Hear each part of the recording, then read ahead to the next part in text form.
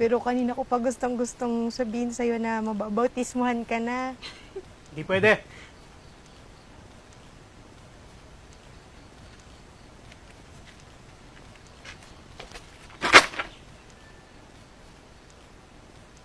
Hindi nyo siya pwedeng bautismohan. Pero, Bebeng, gusto kong mag-iglesia. Payagan mo na ako.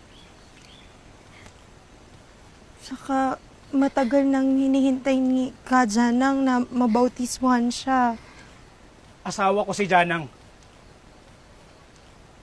Hindi nyo kami pwedeng paghiwalayan kahit sa relihiyon.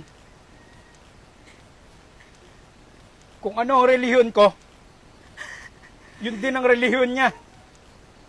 Kung nasan siya, nandun din ako.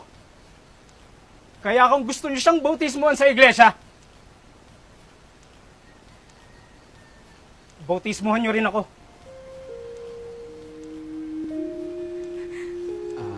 Mawalang galang na po, Ginoong Bebeng. Pero hindi po kayo nagdaan sa doktrina. Lahat ng itinuro niyo sa bahay ko, narinig ko. Lahat ng naunawaan ni Janang, naunawaan ko. Lahat ng sinasampalatayanan niya, sinasampalatayanan ko rin. Pero, Ginoong Bebeng, sana po maunawaan po ninyo, sa pag-anib po kasi sa iglesia ay may sinusunod na proseso. Anong proseso? Bukod po sa kailangang dumalo sa doktrina, kailangan nyo rin pong dumalo sa mga pagsamba.